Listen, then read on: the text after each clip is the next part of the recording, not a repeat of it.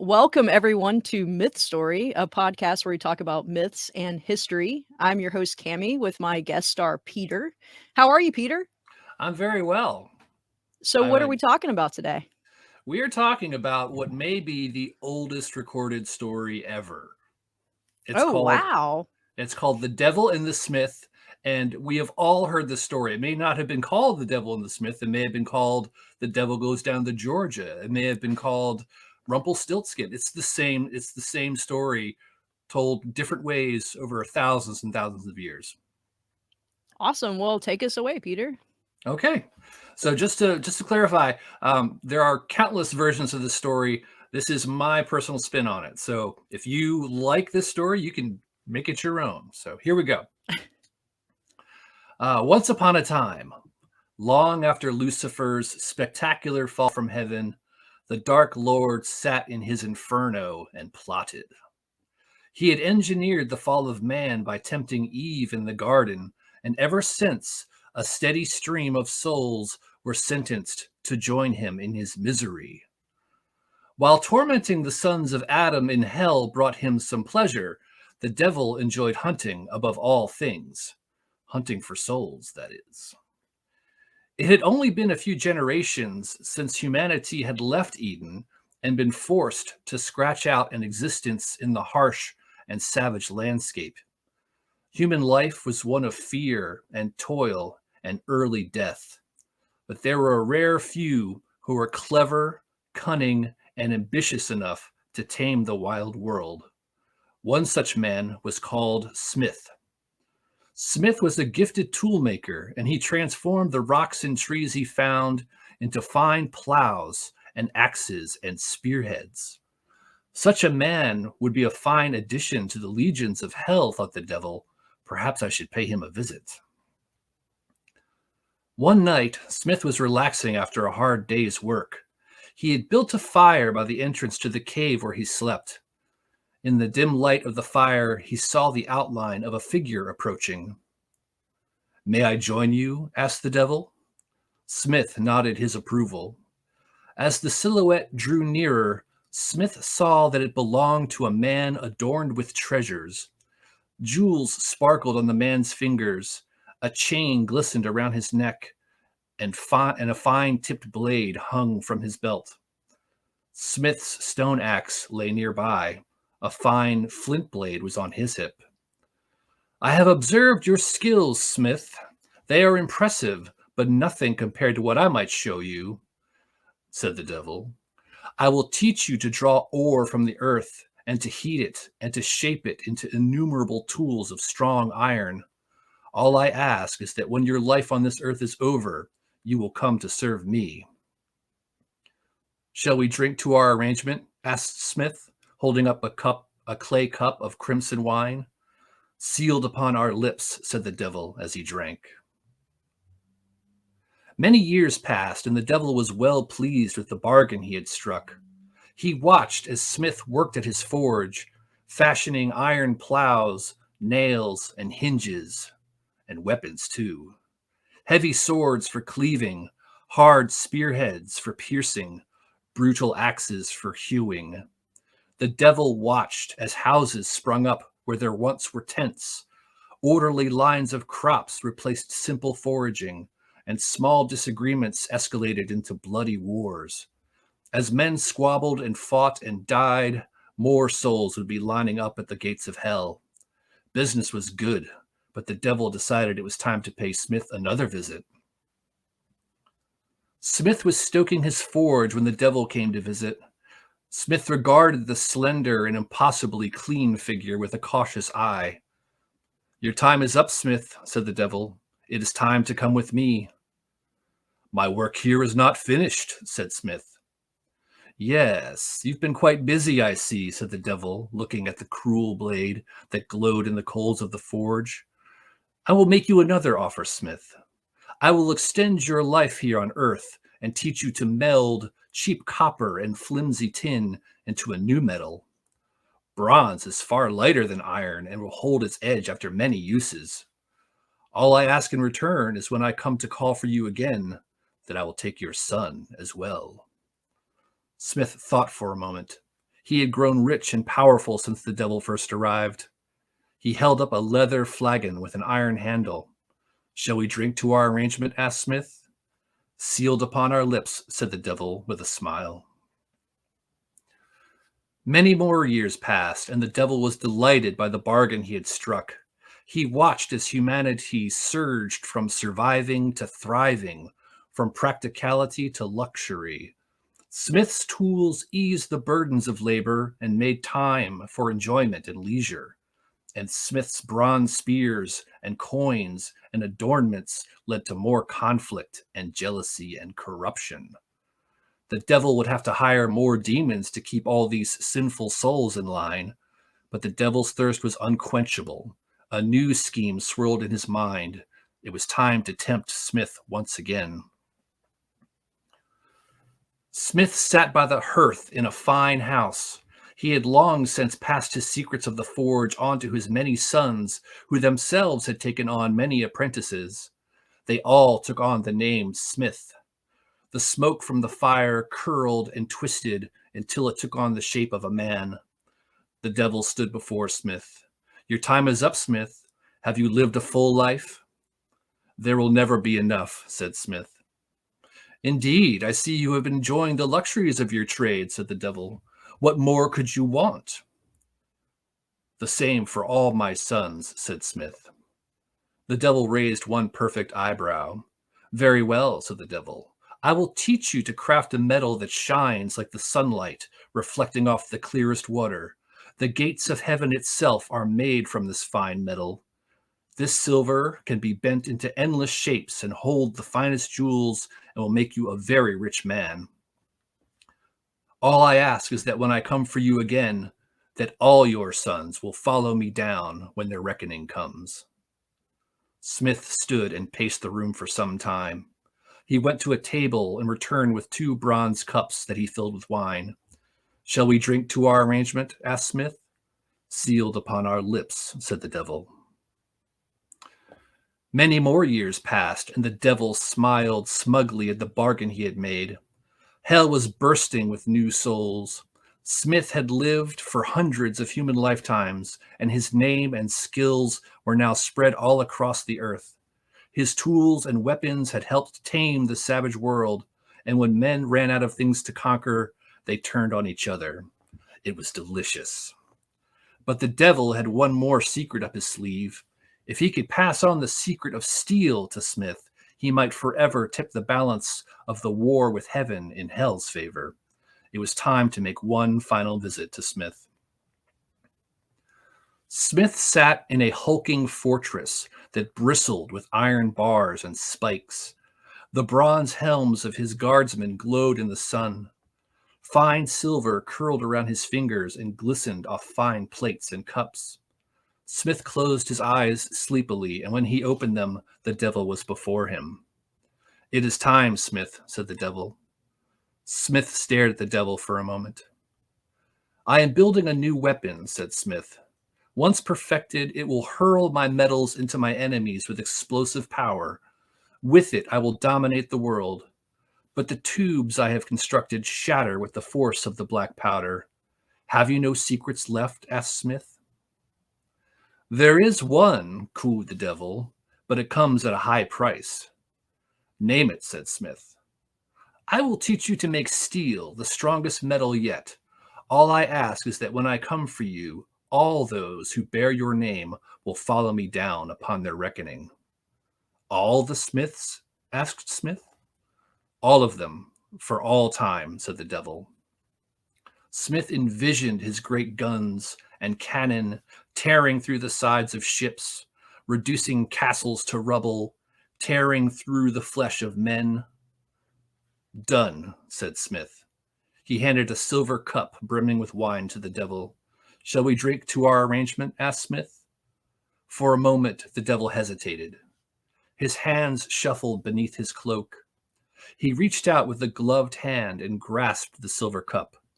"Sealed upon our lips," said the devil, and tipped the cup into his mouth. The cup never touched his lips. Smith smiled with satisfaction.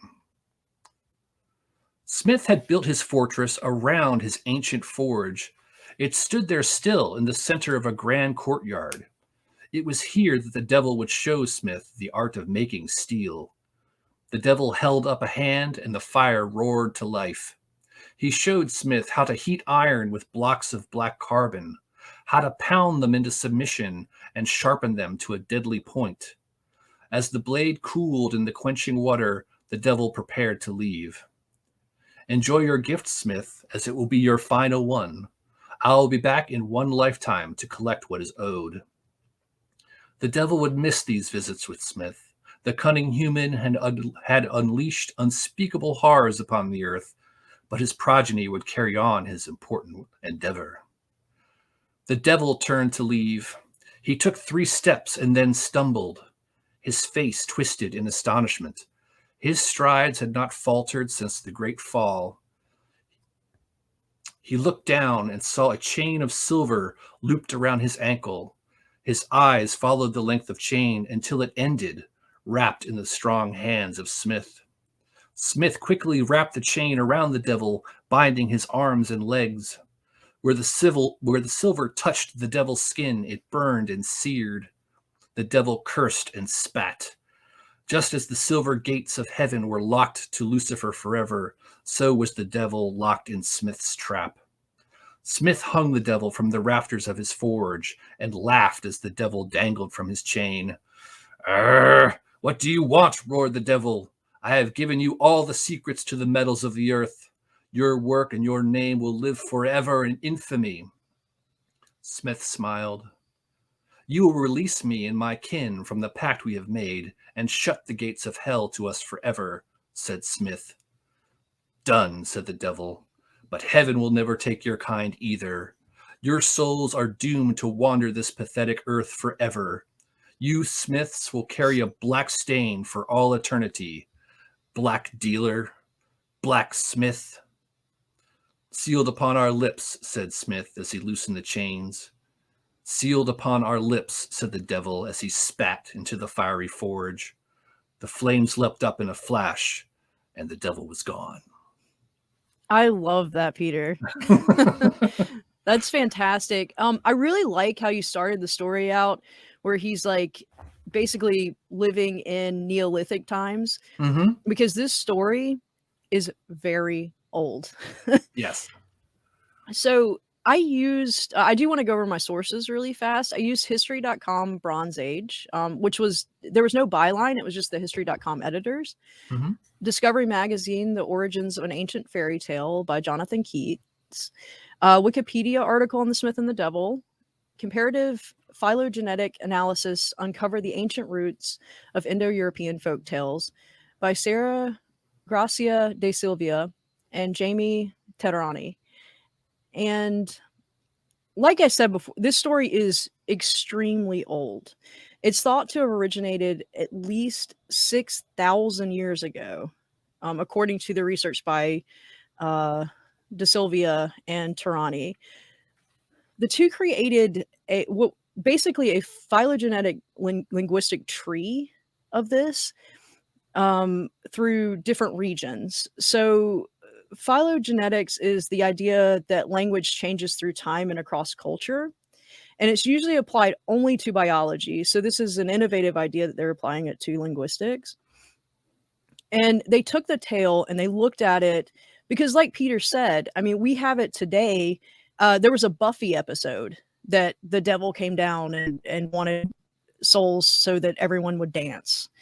And though the tale is famous in Western Europe, thanks to the Brothers Grimm, through this research, they were able to see the story's origins in Anatolia, which is modern day like Greece, Turkey, Israel, Lebanon, Bulgaria, that area. If it really is 6,000 years old, that would place it during the beginning of the Bronze Age. And so, Peter, what I was saying, or what you were saying in the story, if it's so Bronze Age is when we started recording things.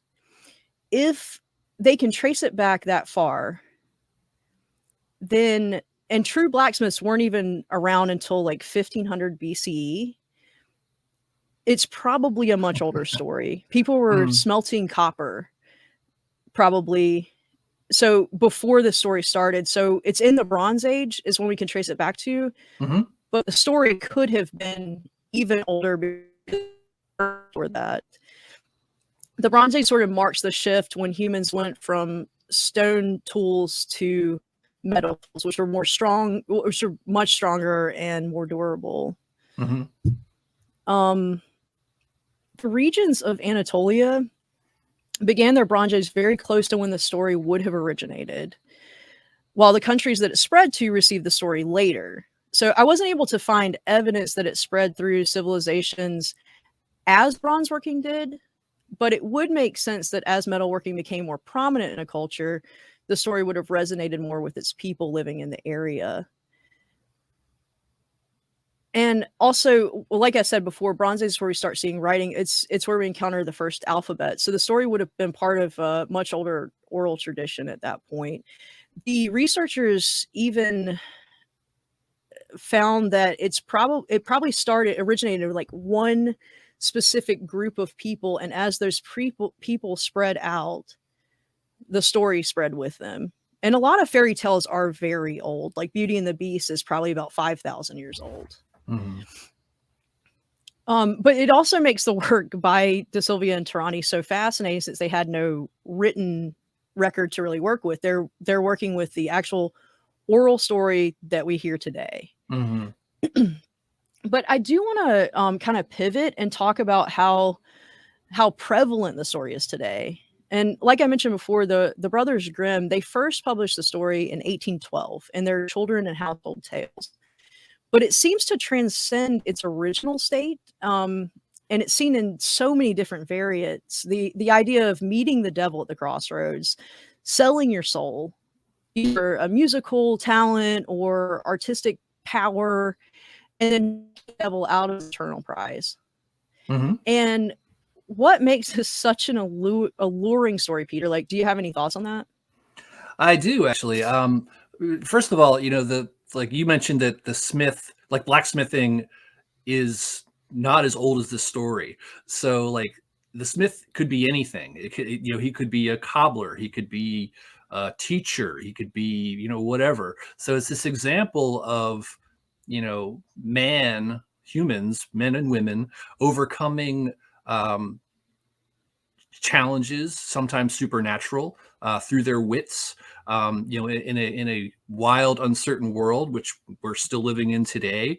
Outsmarting a global pandemic. It's applicable. The reason these stories stick around is because they bring us comfort. They give us hope.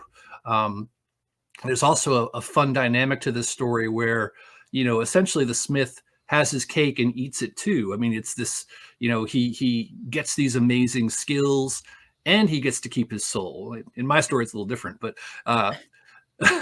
so it's this idea of like, finding a genie in a lamp and wishing for more wishes, like cheating the supernatural to win against these, win against the essentially one of the most powerful beings in the universe.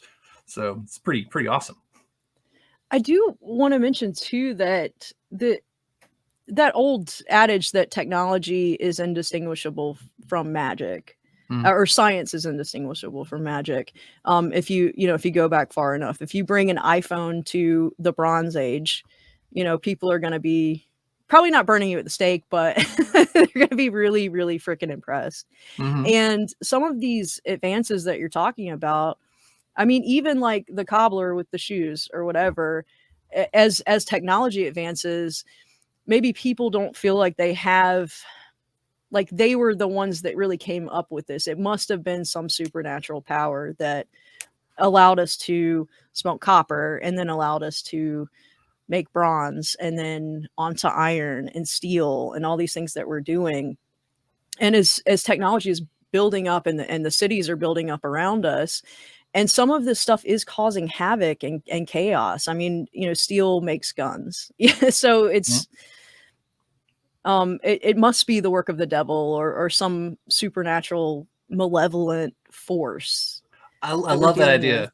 It's like there's no way that cobbler can make shoes so fast. There must be elves that are helping him as he Right. sleeps. Like maybe he just found out a really cool way to make shoes. All the other cobblers are jealous. Like, it's probably elves. It was That's definitely great. Nike. Yeah.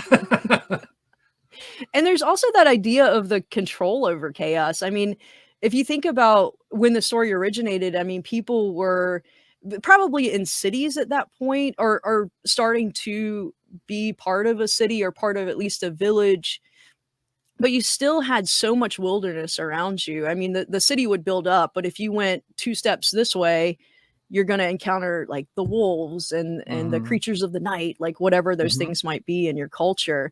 And so trying to, like, rein in that chaos and the idea that, "Man, we don't have claws, we don't have teeth. We can't really do anything if we're in that situation except for think about how to get out of it." Hmm. And I think that too might bring some comfort to people, sort of ease their anxieties and stuff like that. Hmm.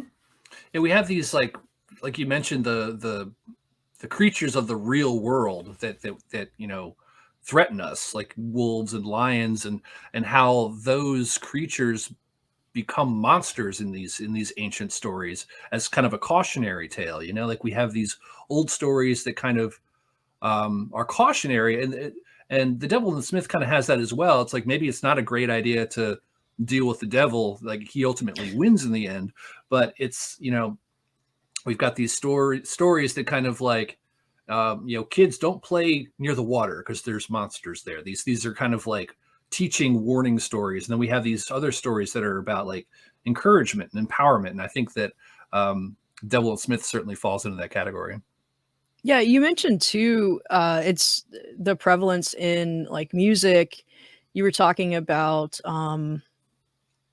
who was the guy you were saying earlier that met the devil at the crossroads, by the Oh, way? I, Cochran? Robert Cochran. I think I got the name wrong though. Robert Johnson. Johnson, okay. Johnson, like a real blues man, and there was like a legit story going around that he had sold his soul to the devil at the crossroads to learn how to play amazing blues guitar. You've got that famous Charlie Daniels song about fiddling against the devil. It's it's the same thing. We hear about it all the time, and in many cases, these selling your soul to the devil stories don't work out. It's a question of like, is temporary gain and success worth an eternity of suffering? And that's something we have to kind of ask ourselves, like about living a good life, a I just know, life.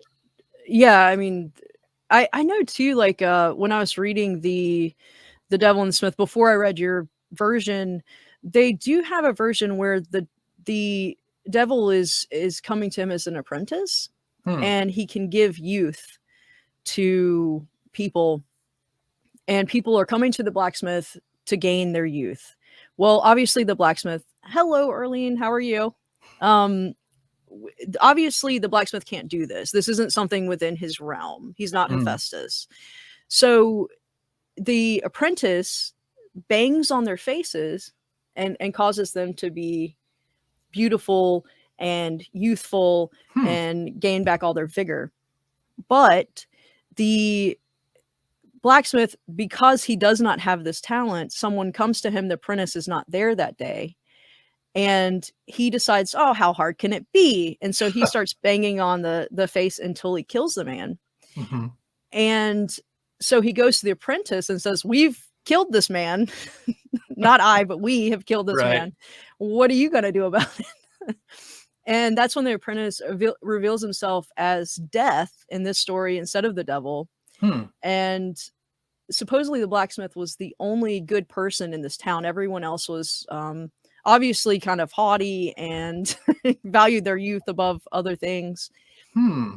And so he actually unwittingly turned the smith into a harbinger of death and into an evil person. And there's no salvation for the smith at that point. So I think that yeah, what you were saying, like sometimes when you sell your soul to the devil gets your soul. Hmm. Hmm. So like the pride of the town drove the one just man to become a murderer. Exactly. Yes. It's such a different story too, because it's not praising humans for their technology and their innovation and their wittiness to survive evil.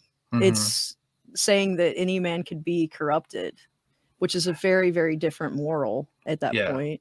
It puts the agency squarely on the people. Like you did this. Like the devil or death is just kind of the tool. Like, it's he's not turning them. Like they're so ready to turn already. That's great. Yeah, they had it in themselves almost And to do this. and it's a great example of how versatile the story is too. It's just fun stuff. It can teach you a lot. So Peter, I guess we could talk about a little bit about the podcast in general. Now, you're not Sure. on it all the time, but you do come in as a special guest. It's normally myself and Bryant, and we're pretty much anywhere you can get podcasts. But Peter does come in for what we call the Podicus Magnus episodes, because normally our episodes, we try to keep them between 15 and 20 minutes. The ones with Peter, they're much longer. We have two stories. It's just myself and Peter telling a story, and then Bryant goes over the history for that stuff. So do you want to talk a little bit about your role in that? Sure. So I know Bryant and Cammy from outside of podcasting, and I have a background in writing. And I was kind of in a lull. I hadn't been writing very much, and they invited me to be on the podcast, and it's really kind of reawakened um, my writing passion. So it's been great to kind of flex those muscles again. And I've actually been thinking of maybe collecting some of the stories that I've written for Mythstorie into a collection. Oh, Um, wow. and what's fun is, so as you mentioned, Brian usually does the history component because he's a history guy. So Cammy isn't usually in this role, but I just want to say she did a really great job today. Thank And I you. and I think you and Brian should switch off more often. Just kind of mix it up. We've done it that one time before. I Hmm. thought it was fun. It was like the Norse tale. That's right. So Yeah, I I've been don't on, remember which which story it was. and I've been on, gosh, probably close to 20 episodes now, quite a few. Yeah, you've been on a Um, lot. during the peak pandemic, I was working from home and I had a lot of free time, so that was fun. But I'm Do we hoping to be on more often. It's been a while. Yeah, come back. I mean, anytime. Literally anytime. Do we have any questions from the viewers? I know sometimes this is like hit or miss, but if anybody has any questions about the story, about the podcast in general, any other mythology, history, anything, we can keep talking while you think of it. And Mystery is a weekly podcast, correct? With Yes. We occasional. have been taking a break recently with the holidays and everything. We had about 2 weeks off, and then now we're publishing weekly still. And how many episodes do you have at this point? About 130. That's We've got awesome. quite a few. We've been doing it since 2019, I believe. Hmm. I think September was our 3-year anniversary. So we've been doing it for Wow. quite a while. And you came on pretty quickly because we had a contest. Yeah, that was funny. So they had like a raffle. So and I was like, oh, I'd love to be a guest star on that because I'm also in I'm also in a rock band, and I play a character in this band. So like that, I was not the guest that day. Just to be Right. clear, Count it was Dumont. Count de Monet was the guest, and he wrote a story. He did a telling of Gowan and the Green Knight, which has gone on to become this really interesting feature film from this past year. So yeah, I was on pretty early. It's Well, it's been a great experience. we were very, very glad to have you. How can we connect to Mythstorie?